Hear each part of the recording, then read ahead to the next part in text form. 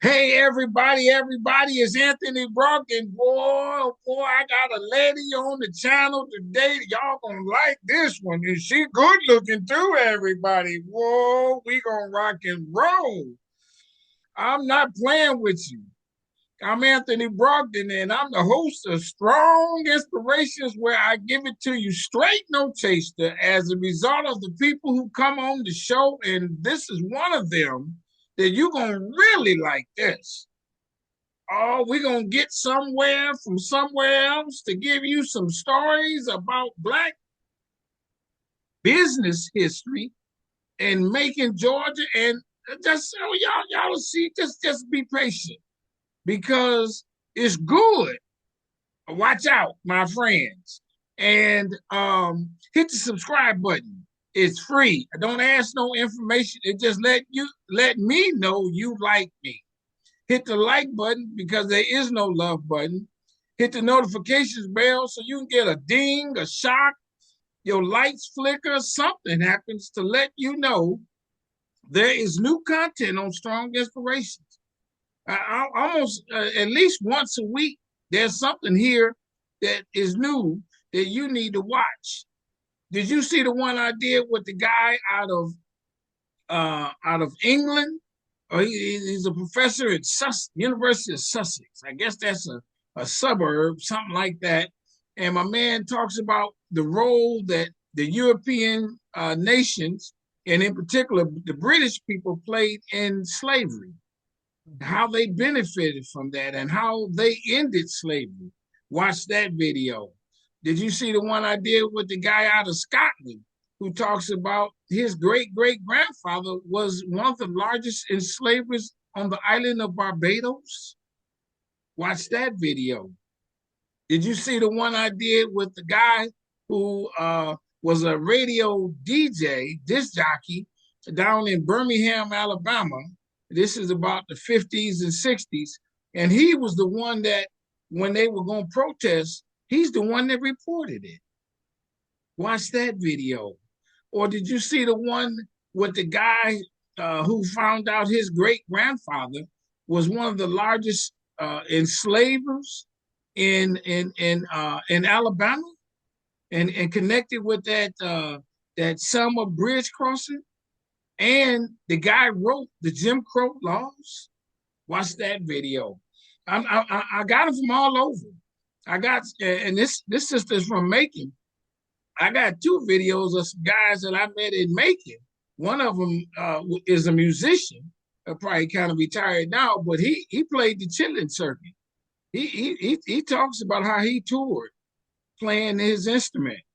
Or the other guy who went from being in the army or some form of the military branch and became a very well known artist working with wood carvings. But watch that. I got them from all over. And so this is what we do here. A couple of housekeeping. You may know I'm a filmmaker, everybody. This is a documentary. This is the DVD case called Business in the Black, The Rise of Black Business in America. It came out in 2017, and it has toured the U.S. to over 40 cities, including Atlanta. She's in Macon. I had shown it there, but Tulsa, California, New York, just London, England. Watch this. It's streaming on Amazon. And then I took it one step further and I wrote the book, a Black business book, which has over 200 amazing facts. This book is good. It's easy to read and just so comprehensive that it's mind blowing. You got to get you a copy of Black Business Book. And it is available on my website, businessintheblack.net, which is also where you can where you can learn about where I'm speaking at. I was just in New York City just recently. I'm on my way to Philadelphia. I'm on my way to Mount Bayou, Mississippi, for a festival that I'm co-hosting with the museum in Mount Bayou. I'm in Martha's Vineyards. I'm all over. I'm sharing this good Black history, and I got about 4 or 5 speaking engagements for Juneteenth. I was in Galveston, Texas, recently for last year, Juneteenth celebration. I spoke in Galveston, and where I was at was right next to, which is now a parking lot, where General Gordon Granger read Order Number 3 that the slaves were free. You could hear the jubilation in the air over what 150 years ago. It still resonates in that community. So go to businessintheblack.net, do it today. You hear me use this term strong a lot. It's my favorite word. And in my world, strong stands for strength, tenacity, resilience, and a sense of oneness, nobility, and grace. And that is my introduction to the strong soul sister on the show today. Come on, introduce yourself. Let's get it on. I'm excited that you're here. Oh my gosh, that is the most wonderful introduction. I am so happy I met you. This is like the last day of the Pan-African Festival at the Tubman Museum, which is where I met you at. That's right. Yes, at the Black Business Book. And it was life-changing to hear all those facts. And we definitely need to be a better steward of our history. And you just inspired me so much today. So I'm excited to be on your show today. Thank you. Everybody. Yeah, tell us your name. Tell us your name. Yes, I am Sharice Stevens Merriweather. I don't know if you remember the Merriweather. I recently just got married, so my Okay. last name has changed. Okay. So I'm Okay. Sharice Stevens Excellent. Merriweather. Yeah. I direct the Macon Bibb Office of Small Business Affairs. I'm actually the first woman of any color to have this office that is actually put in our charter for our consolidated government. I'm also one of the co-founders and the president of the Central Georgia Coalition of Black Businesses. So everything that you're saying, oh my gosh, it inspired me. It just makes me want to learn more. So Okay. I'm here Okay. today. Yeah. Well, congratulations on being married for sure. Yes. Let me ask you this question. We gotta let the audience get to know you just a tad. Where were you born and raised? So I was born here in Macon, Georgia. I was actually raised mostly with my grandmother. She lived in Twiggs County and she had to leave school early. And I was the firstborn grandchild. And she didn't want me, nothing wrong with cleaning houses or anything. She just wanted me to have more opportunities than she did. So they moved to the big city of Macon, Georgia, From where? From where? from Twiggs County. Which is how far? It's just one county over. It's kind of Okay. funny that, most people used to say, I went to the big city of Macon. And at the time of hers, you go shopping, you did everything in Macon. So it's like the land of opportunity in Macon. So when my mom was pregnant with me, she was like, we got to do better for our next generation. She scrounged up money. She was our first homeowner. She bought a house in East Macon. Um, and she gave me every opportunity you can possibly imagine. She made sure I Okay. went to school every day. I didn't make anything less than an H. I was in high school. Yeah. And she was such a positive influence in my life. And I do miss her, but she made me who I am today. Now, the county that you said they lived in, what's it called again? It's Twiggs County. And is that where most black people live? It's a predominantly black community. Macon is a predominantly black community as well, but it's very high poverty. Um, the school system has a lot of problems down there. And at the time, my grandmother, they ran it. They were sharecroppers. Our families come from sharecroppers. And she just really wanted me to have a different opportunity. So my Yeah. mom, at the time, she went to Tuskegee, Alabama. She was the first to go to college in my family. She went to Tuskegee in Alabama. And then when she got pregnant with me, she was still in college. And my grandma was like, we cannot continue these generational curses. So she was like, we're going to buy a house. She bought a house on a dirt road. And she made it a home and she made sure that my mom was able to finish her degree in Tuskegee. She got her master's degree at Mercer University, and she just Oh, made sure okay. she was able to do so much more because she didn't get a chance to finish school because back then you had to go and help the family and get out there and do some things. So Yeah, that's what she I did. want to stay on this. Hope you don't mind. You Yes. said they were sharecroppers and they were poor. What does poor mean? Well, they didn't own anything.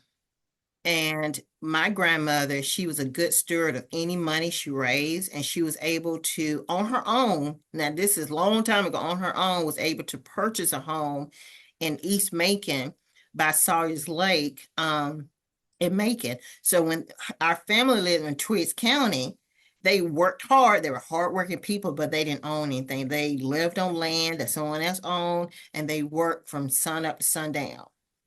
Okay, they worked doing what from sun up to sundown? Sharecropping means like they were farming. They farmed a lot. And what they did was, exchange for payment, they shared the crops that they raised with the landowner. So they sold it and they got a percentage as well. Was So he fair to them? Because a lot of times they say they did, he always they come up short. Man, now we had a bad day, something went wrong. Did they actually come up with a little bit of money from that? Or I did can he cheat say, them? well, I can say that they were not fair to them, because trust me, if they were, they would have bought their own land and other things. But my grandmother was just so um tenacious, to say the least. She was a good Yeah. steward of everything. She had 8 children. She raised them on her own. She bought this house, and then when we started having grandchildren, she just wanted us to just be better.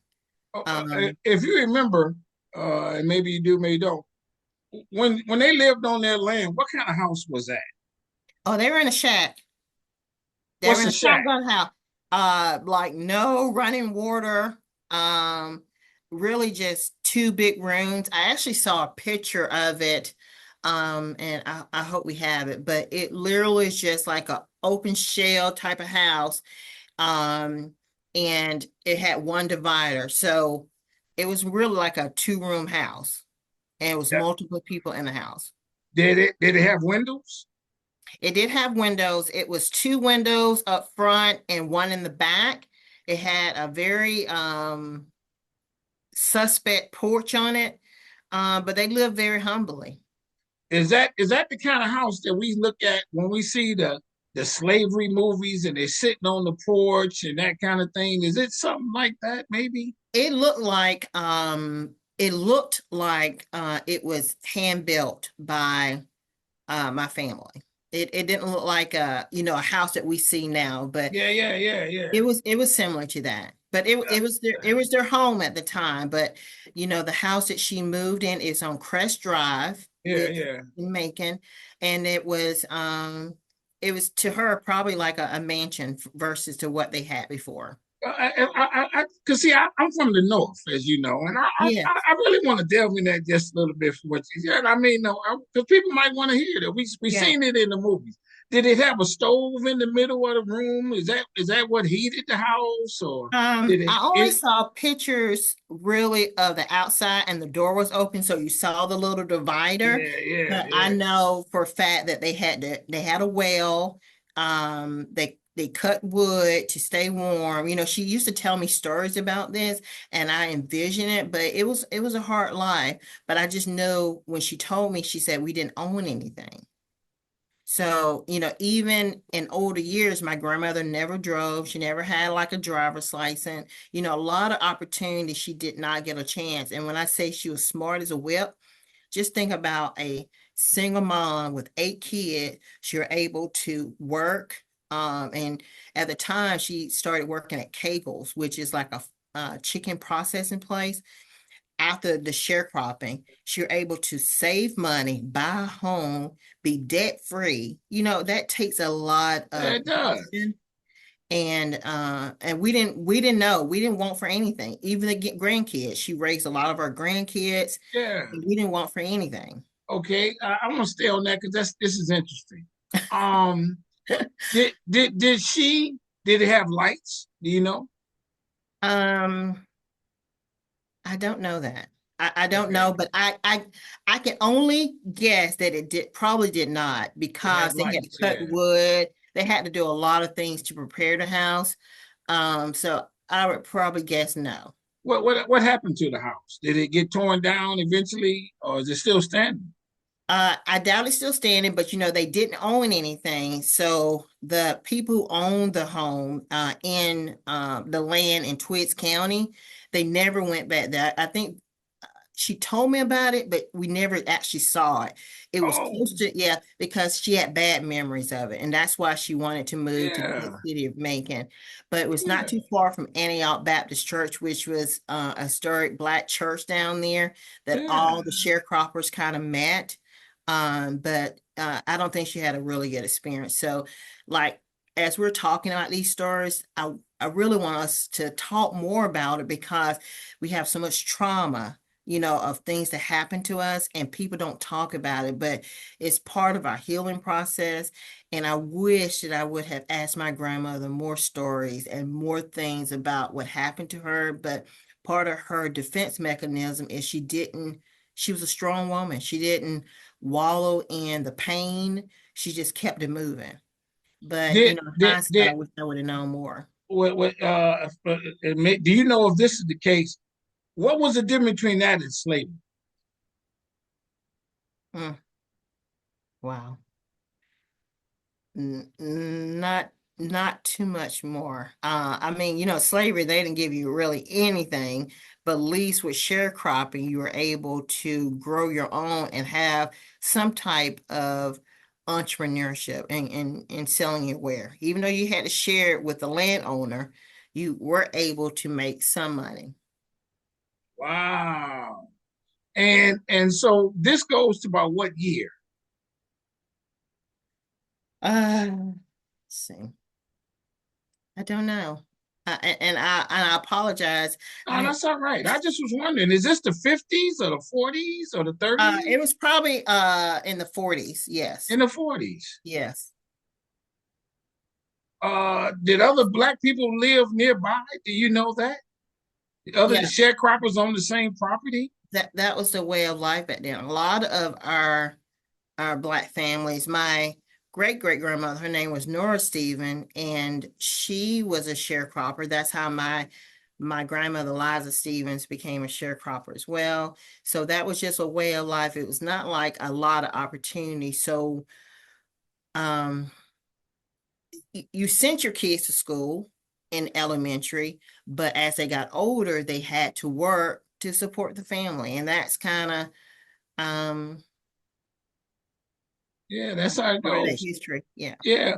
Well, so this is interesting. I hope you don't mind. So under that pretense, um, what kind of food did they eat?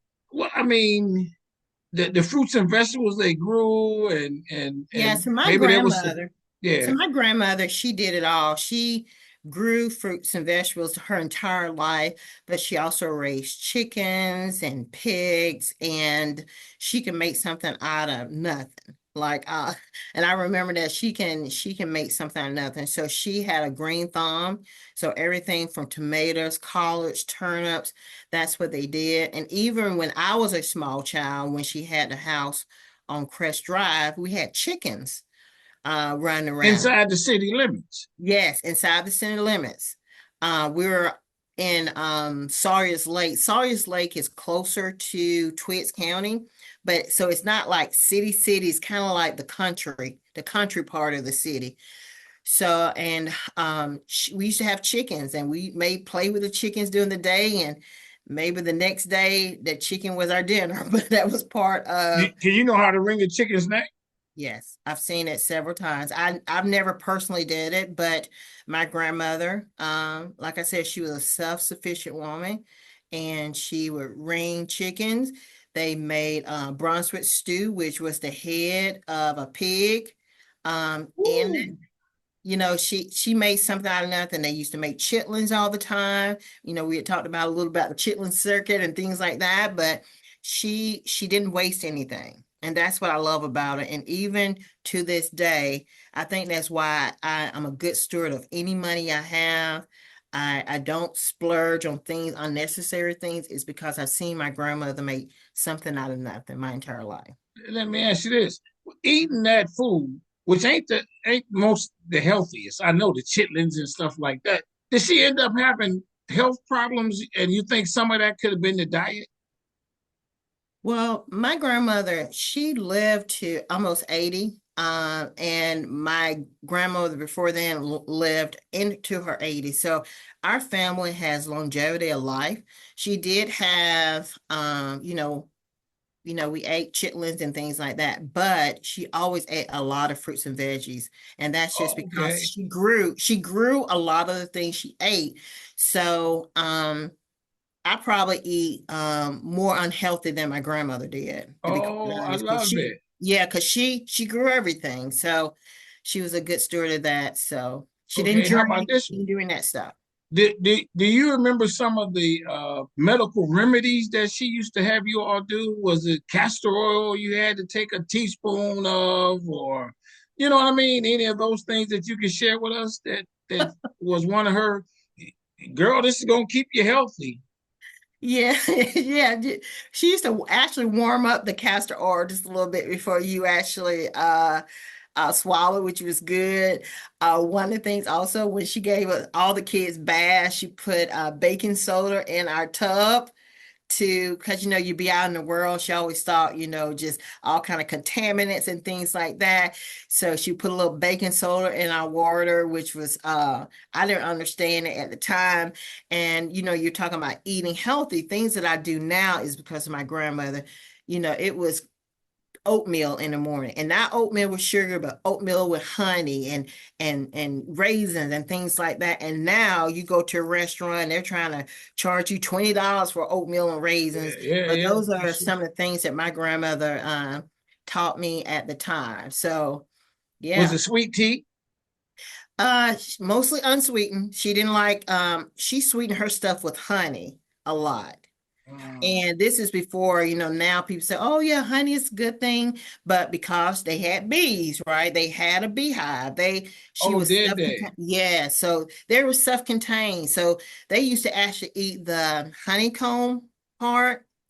And, but the only thing I know that they did eat that was not healthy in Twiggs County, and you got to definitely look up Twiggs County, they have clay, like, clay from the dirt Yeah, and they used to eat the clay. I've heard of people saying that. That's the only thing I think that was truly unhealthy that they may have ate. They ate a lot of the clay, and that's because they had a clay I've mine down there. Yeah, what made them think that was even something that's edible?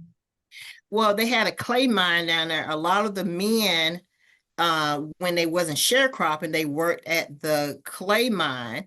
And if you're working all day, what you think you're gonna do if you ain't got any food? You're gonna eat some clay, right? Oh no, that's dirt. I remember when I lived in Atlanta, I get that clay on my shoes and it was orange, right? It's orange. I couldn't No, get my shoe. actually, the clay they had was it was like a white clay. I don't know what they did to it, but I remember distinctly she would just pop in clay and it's like a white clay, and that's what they ate. So I don't know all Really? the background on that, but I just remember that as we're talking that little history on that. Did she chew tobacco? No, mm-mm. She didn't drink alcohol. She didn't chew tobacco. She didn't do any of those unhealthy things. Like I Yeah, said, the only thing I knew really was the eating of the clay. But yeah, other than that, whatever she grew, which I need to be more like that. I was telling my husband Alice, we want to grow some more things because we eat, unfortunately, some fast food because the yeah. fast-paced world we live in. But I want to grow more things. So I'm glad we're having this conversation because it's making me think about these stories, and I really need to be more in touch with the way she lived because our family did have longevity in a lot What of ways. growing up as a young lady, what did they tell you about womanhood? What is womanhood? I mean, no dress, wear only dresses, no pants. How was She that for you? Um, my grandmother didn't say anything like that. She only talked about going to school, being educated, standing up for yourself. And I think sometimes when people who don't are not given rights or opportunities, they want you to do better. So my grandmother always told me she wanted me to do anything I wanted to do to stand up for myself. So like today, I have an afro. I think when I met you, I made it have braids. I'm all over the place. But she never kind of restricted me in those ways. But she was so proud of me when I was able to achieve things and get awards. And I remember I had a speaking engagement. I was one of the only Black people to do Clean Cities, which is like a national program. I would talk all over the United States about clean energy and clean fuels. So I took her to Walt Disney World, and she was so proud of me. I think, to see her look on her face, and I don't get emotional, but sorry. She was so proud that her granddaughter that she had sacrificed so much was on the national stage with people all over the world talking about a subject. Oh, that's huge. Yeah. Yeah, no, I can dig that. I'm getting emotional to hear you say this. Did did did did did she? What did she say about white people? What was it when you grew up? What was the story of white people? Did you they better than black people? Watch out where you go with white people. What was it? What was your thought on white people? Well, she didn't have the best experience with them, so she was basically just stay away. Nothing negative in which she was saying, they're evil or, anything like that. It was just mostly just to be careful. You don't know who to trust. Um, so I got you. she didn't, she didn't tell me anything other than just to be cautious. When you moved and lived in Macon, where did the white people live compared to where you were on the other side of the railroad tracks? So in my community, it was mostly Black people. So we had Swift Creek Baptist Church, which is on this side, and then we had a white Swift Creek Baptist Church on this side. It's on the same street, but it was two different churches. So at the time, I can't say it was a lot of animosity. We just kept ourselves separate. We just kept ourselves separate. What did you think? What did you think of white people though? Did you think they were they? Did you ever wish that you were white? No, no, no, no. Because I remember when I was growing up, there was a young lady. She lived next door to me. She said that once. Wow. Because she saw what they had. Mm. No, I've never thought of that. Like I said, my grandmother's so strong, and we never had those. We just had to work on what we could work on. Like she knew its problems all over. She knew people thought less of her, all those things, but she just taught me that you got to work with what you got, and that's Oh, what let she me did. let me stop here. She thought she knew people thought less of her. Well, What people? I mean, back then, of course they did. Who If did? white folks, Really?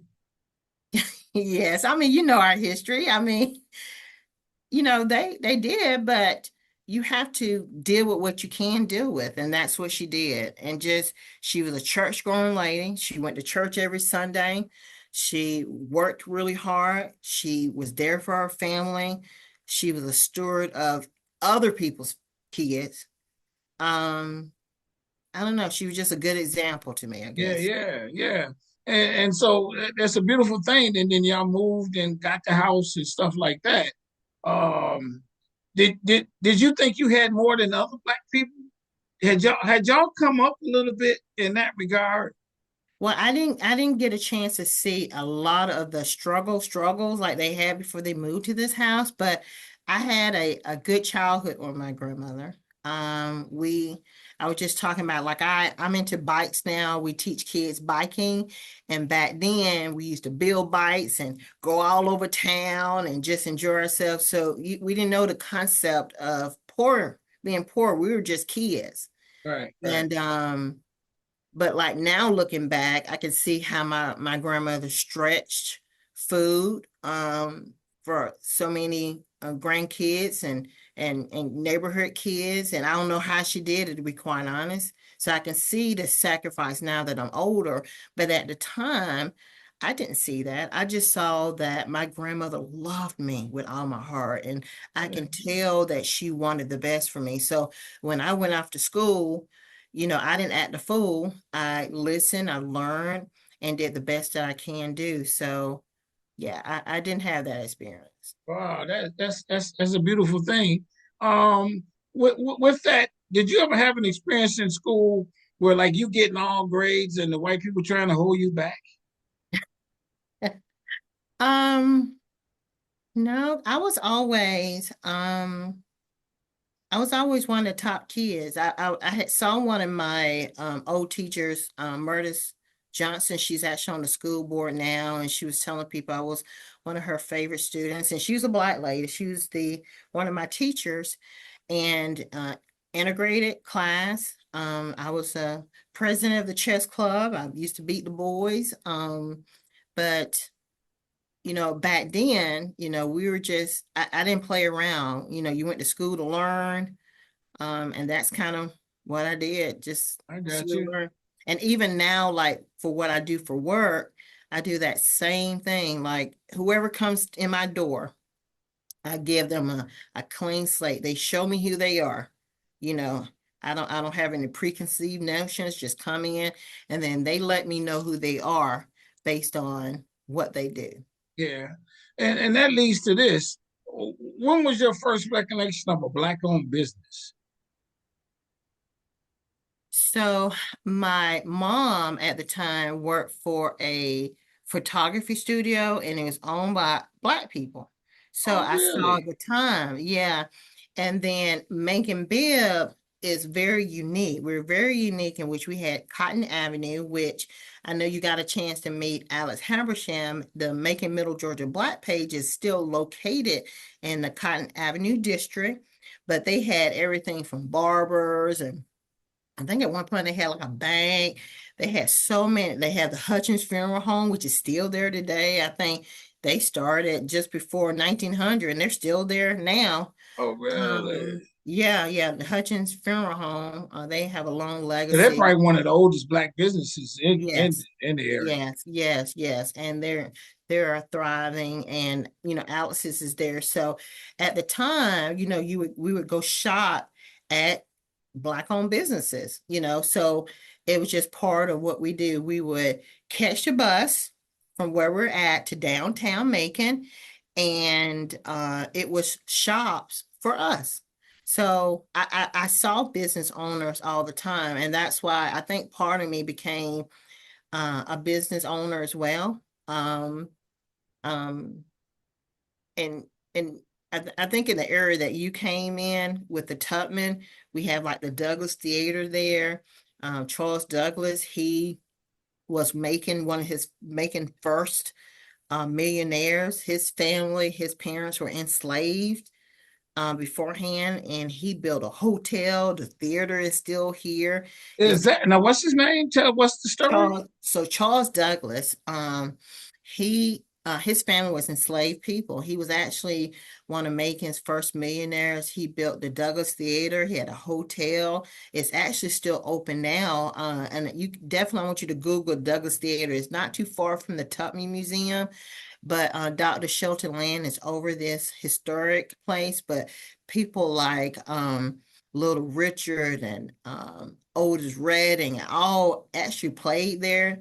They had shows during the segregated time, and it was part of what they call Black Wall Street. Macon, Macon was an entertainment capital. A lot of people don't know that we had the TikTok room. People would stop here. James Brown came and performed here in Macon.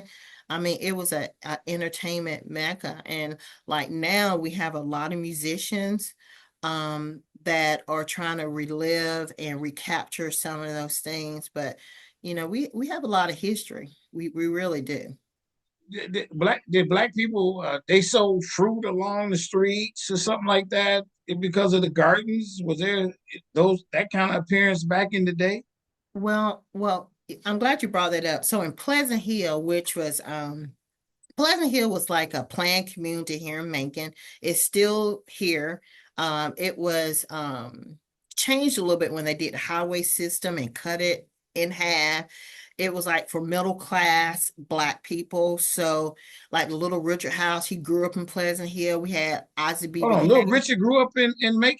Yes, in Didn't know Pleasant that. Hill. Yes, Pleasant Hill. His house is still here. The Little Richard house is still located in Pleasant Hill. They actually revamped it, revitalized it, and you can actually visit it now in Macon. But it was a planned community for middle class people, Pleasant Hill. So at the time, a lot of the residents had gardens. They bartered. They had what they call porch gardens.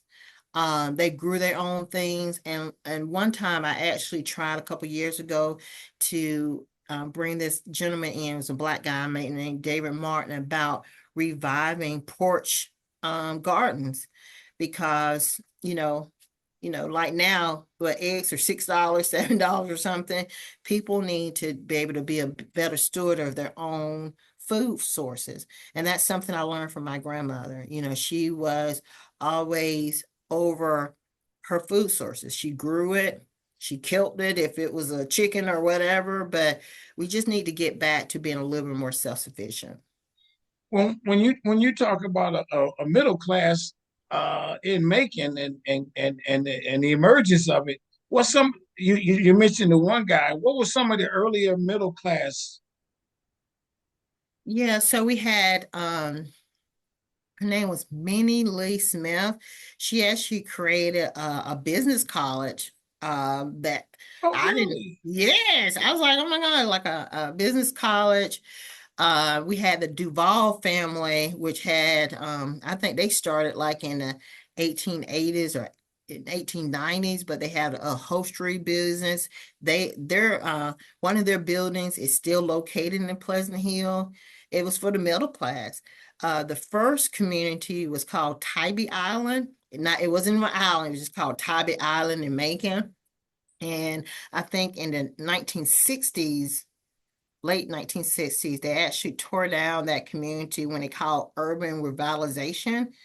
But it was one of the first areas, like, so people go down there and get their seamstress, and it was just a vibrant community. And then Pleasant Hill was more for the middle class before they kind of destroyed it, but it's coming back now. They're doing some redevelopment now. Black ownership of homes is high in that community, which is a good thing. So, one of my centers is located in Pleasant Hill, and that was intentional because I wanted to give kids an opportunity to have a safe space. And like I said, when I grew up, I was a kid. I didn't realize I was poor. I mean, I just enjoyed myself. I rode bikes, and the neighbors checked on me. And I want us to get back to having more of a village feeling. Oh, I love it.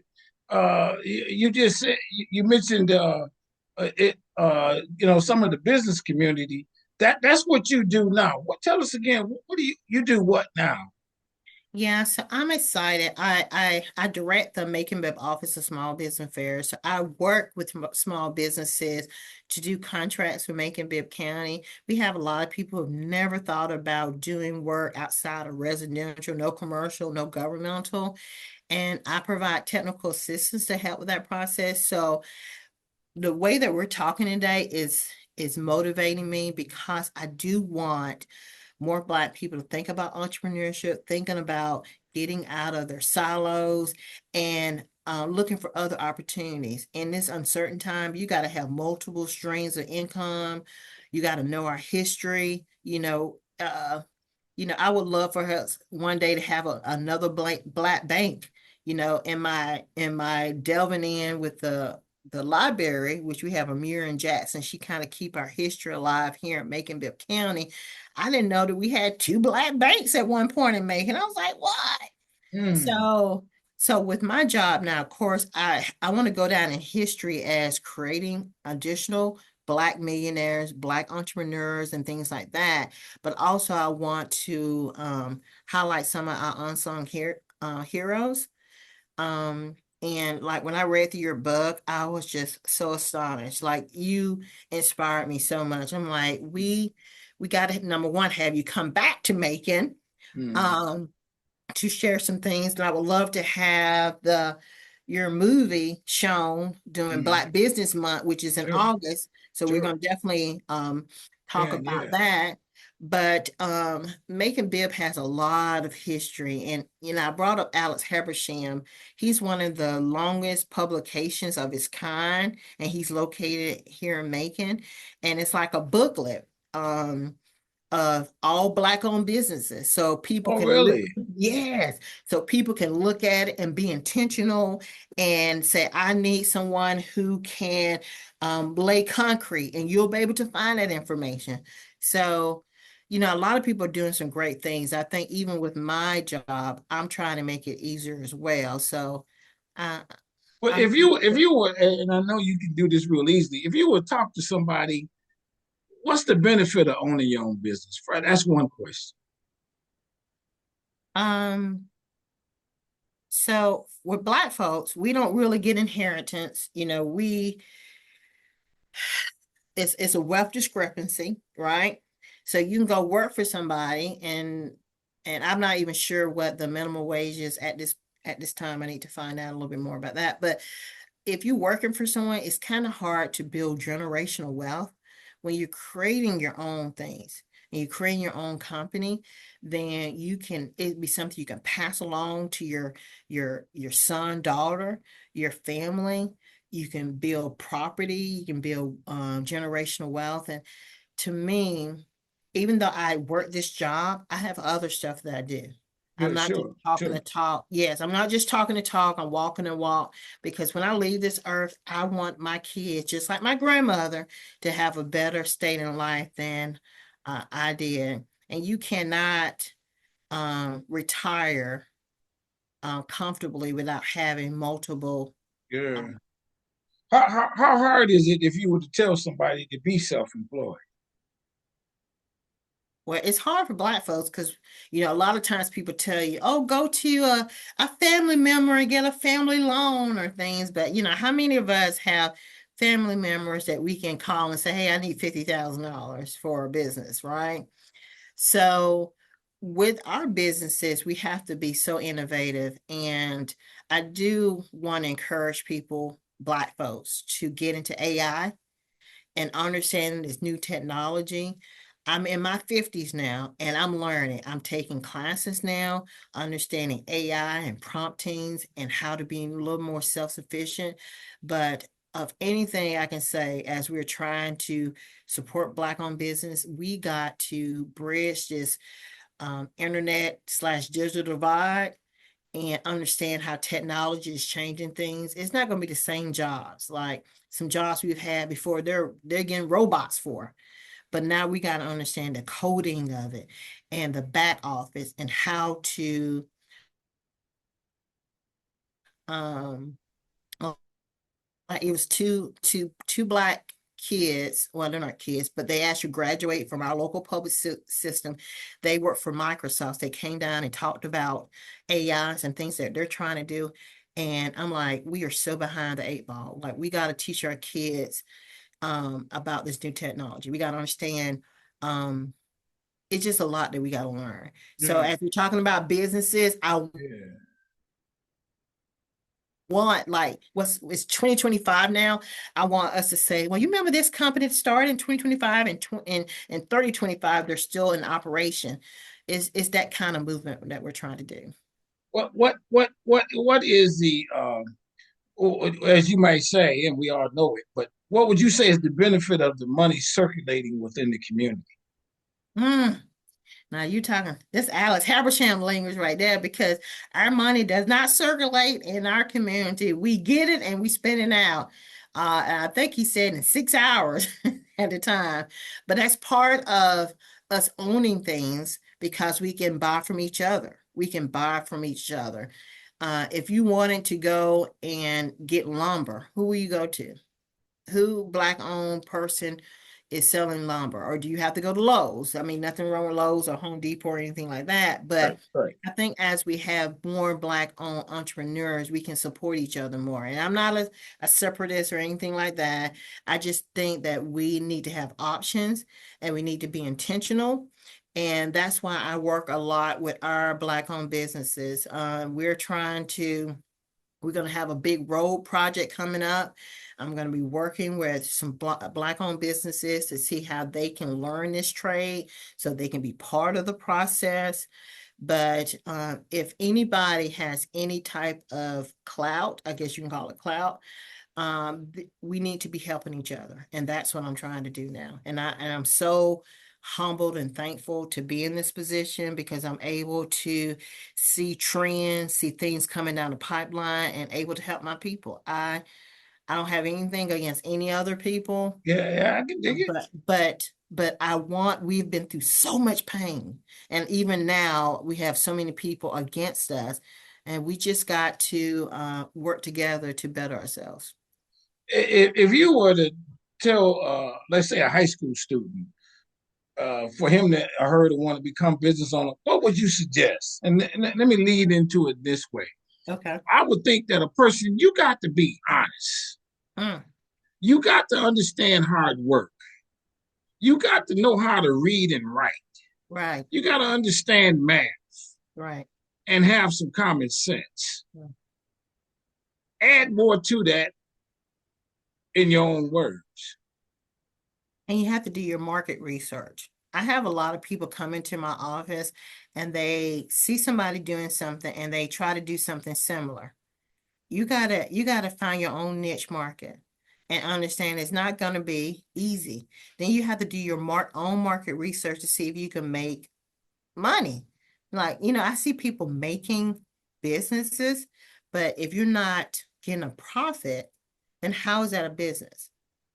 So when people come into my office, we do kind of go over, like they tell me what they do. I start Googling. Well, and I say, well, it's 7 people doing the exact same thing you're doing in the same area code. How are you going to make yourself different?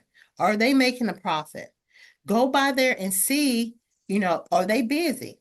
So you're going to be the eighth business doing the exact same thing, or you're going to be able to make a profit. So right now, I would just encourage them to look at AI, cybersecurity, those types of things, because that is where the money is going to be at. We can't do old traditional things anymore. The world is transitioning, and that's why even at my old age, I am learning new tricks and new talents that I'm going to need to be marketable in the future or even to advance my own business in the future. So I would just tell any high school person, just continue to learn coding, get extra training in Microsoft, Google, whatever. They have Yeah, yeah, certificates now, and some are actually free, yeah. and just build on those skills. Do you ever go and tell somebody, say, hey man, we ain't got a black gas station.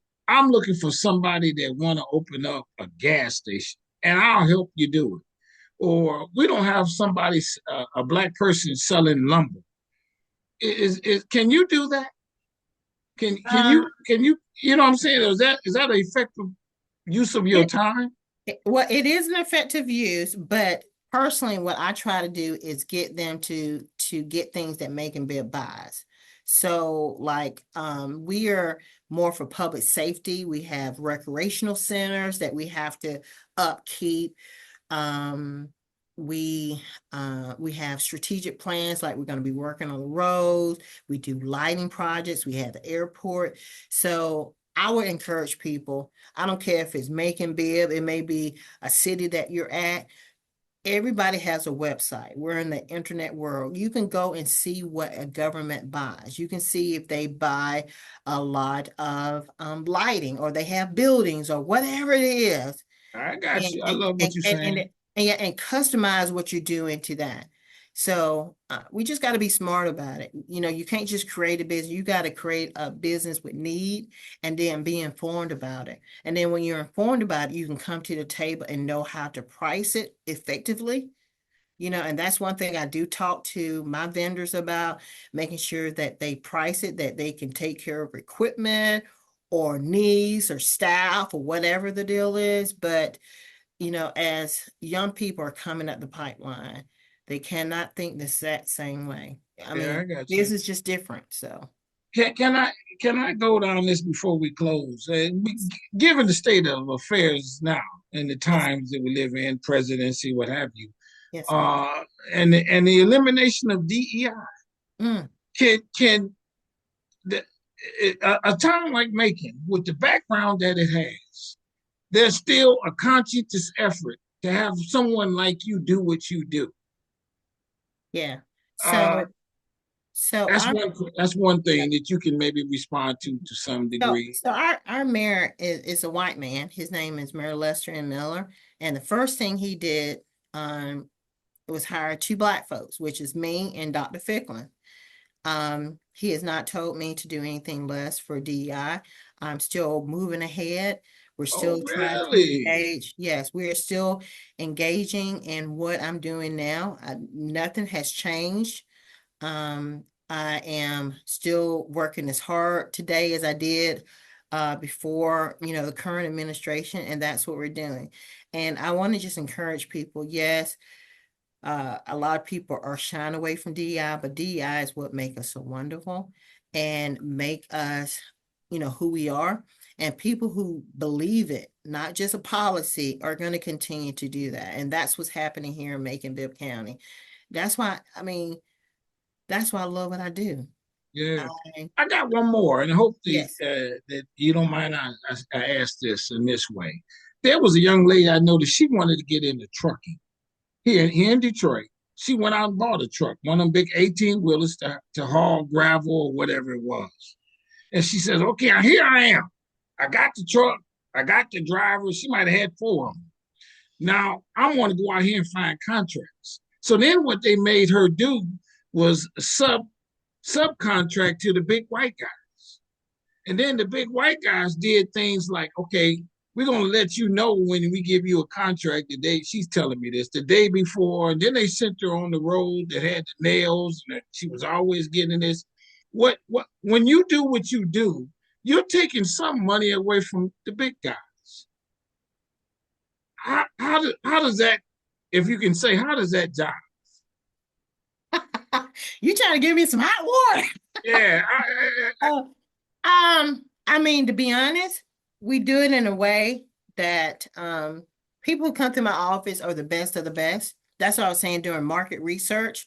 yeah, So we are undoubtedly putting the best people on the job, and they have to submit for solicitation. So like if that young lady was in my program before she put a lot of investment, we would have sat down, we would have seen when contracts were coming up, what her capability statement was, what she could do, get a game plan before she had a lot of outlying costs, and helped her so she wouldn't have to be a subcontractor at the time. I wish I can uh, be all over the community and all over yeah, the right, country. right, yeah, But yeah, if I had an opportunity, I would tell her that. And the small businesses that come work with me, I keep it real, and I work with them, and we talk about it. Like if you were having a cleaning company, but you ain't never cleaning anything, you just coming, are you gonna be successful in cleaning 12 commercial buildings? We also gotta have a reality check as well. And I that's get it. right, that's right, that's right. We also have, and I get it. People have not given us chances, but I'm a good steward of people we give chances to, because it don't take but one person to mess it up, That's and right. and they throw the whole program away. That's right. So one of the things I do when I talk to people, we do have honesty talks like, hey, do you have the capability to do this? Can you do this? Is it something you can do? And we have not had a black eye, literally, anybody not doing what they say they're going to do. I So love it. knock on wood, we're going to keep it Yes. going. I'm Uh, excited, sir. Thank you for yeah, interviewing me today. yeah, no, that's good stuff. I don't mean to get you in no trouble. So one of Yeah. the things when we talked initially, and this is kind of as we come to a conclusion, was there some things that you wanted to share Um, in well, I just want particular, to, some history or anything that, like, is there a question I have not asked you? It's kind of thing. well, no, we actually, has been a This is very it. Yeah. This has been a good conversation. I Okay. just want to Okay. encourage people who listen to this to to support you and what you're doing, because it takes a lot of gumption. It takes a lot of research. I really enjoyed your book. We're definitely going to try to get you come down to Macon for, or at least have the movie during August, which is Black Business Month. We want more community to support Black Business Month, which is in August. And then locally, if anyone sees this, we gotta just be a good steward of our history and support each other and stop the, what you call it, the crab in a barrel thing. We just Yeah. got to work together. Ain't nobody that's gonna save us. Ain't nobody gonna save us. We gotta just work together. And you inspired me, sir. Okay, Coming down. that leads to this question. This is the last one, so to speak. Yes, sir. That crab in the barrel thing. How come you not one of them? And what Because I mean by that is you are helping people make money, and if they do well, they're gonna make more money than you make. yeah, You know what I'm saying?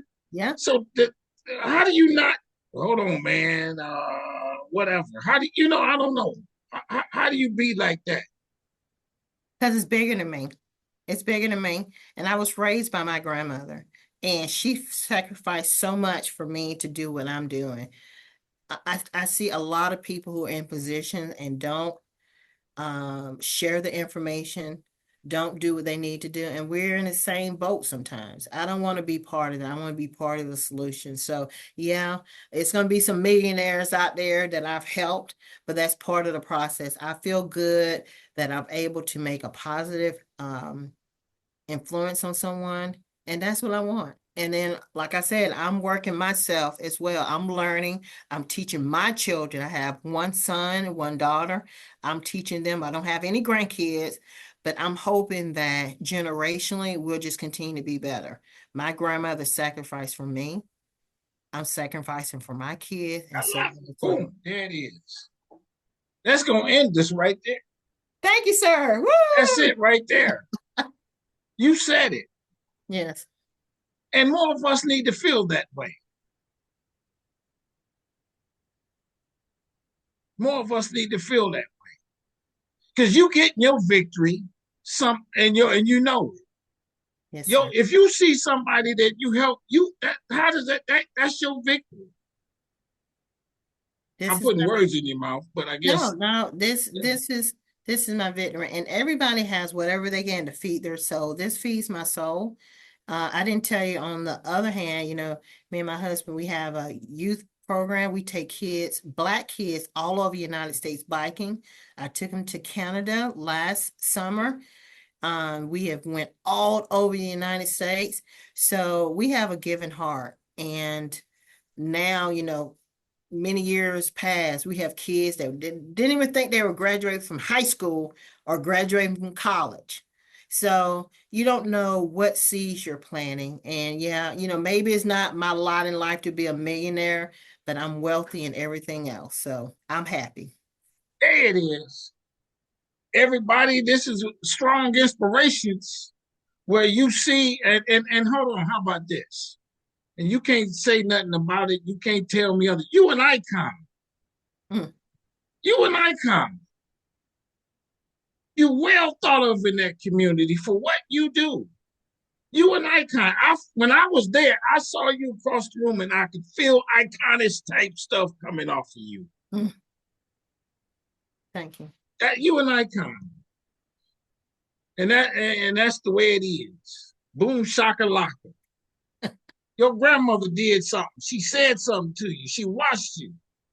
She touched you. God touched you. He put his hand on your shoulder and your head and threw water on it and whatever else. And you said, okay, I got it. Yes, And sir. then you followed through on it. And where you are now, you got your riches and more to come. Uh, Well, thank Beautiful you, Miss thing. Anthony. Yeah. Thank you. You have inspired me, and I'm gonna start the work week and doing all we can. But we're definitely gonna follow up with you. I'm excited. I'm Yeah, gonna tell that's everybody good. I talked with you and share this broadcast to everybody I know. Thank you so much. Everybody, the strong inspirations where we sometimes, many times, a lot of times have icons on here. Iconic type people, foot soldiers in the battle Hmm. to help strangers. You don't even know none of these people. Huh? Some of them, they come in the door. I ain't never met you before, but I'm going to give you the benefit of the doubt. Come correct now. Don't make me look bad. What have you? And you know how you say that to yourself when they walk away. And then pray over it too, I think, in some regards. Yes. Yeah, it's a beautiful thing. So hit the subscribe button on Strong Inspirations. Hit the like button. There is no love button. Hit the notifications bell so you get a ding, a shock. You know what I said earlier, everybody, so that you know that there's new content here at Strong Inspirations. I'm a better person since I started doing this over 4 years ago. I'm going to keep doing this. This is kind of part of my ministry, everyone. And like she has hers, helping other people become millionaires, thousandaires, providers for their family.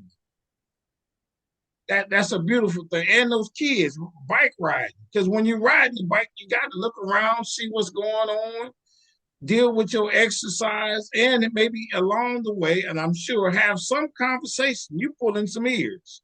Hmm. And they like listening. They ain't got to do nothing but ride and pedal. That's a beautiful thing. So, is there a website or something like that? People who are watching this that can get involved in the Macon area, just in case. Yeah. So, Macon Bib government, maconbib.government, GOV. You can find out about my office. You can find out about our procurement, active solicitations. You can find out a little bit about our community. Then also you can look up our website, CGCBB, which is the Central Coalition of Black Businesses.org. And then you can go to the Making Black pages. They have a Facebook page, they have a website. You can learn a little bit more about Alex Habersham, and then be intentional in your shopping. We have a lot of resources. And then if anyone is ever in Macon, feel free to come on in and we can share some more and do some history. Our kids, our bike kids, we actually do a Black History bike tour, which we ride our bikes to historic locations. And it's one of the best tours you could possibly do. So it's a lot going on. And if any of your readers want to participate, they can look at You Create Macon or MajorTaylorKids.org for more information. But I appreciate you, Mr. Anthony, and I hopefully we'll appreciate see you you. soon. Your husband, lucky dude. He a lucky guy. I meet him, I'm gonna shake his hand twice. He was a lucky dude, man. That's a Thank you. beautiful thing. Thank And you. and all and Habershan, that's a cool dude too. Is that I pronounce Yes. his name right? Like that guy too. And all them people, I had a good time down there in Macon. So everybody, with that, I'll say, uh, uh, uh, to you, I want to say this, and I mean this with all sincerity. I want you to stay strong, stay safe, stay on your grind. I love who you've become. I told you that iconic thing. You can't take it away. I said it, so it is. That's how I see it. Just one man's opinion. Your grandmother said some things. She did some things. You were smart enough to watch it, see it, hear it, learn, and you did and follow through. You read the books, all that good stuff. And now you living your mission. It's a beautiful thing. With that, I'll say thank you for being on the show. Bye bye. We out. Thank Peace. you. Thank Bye-bye. you. Bye bye.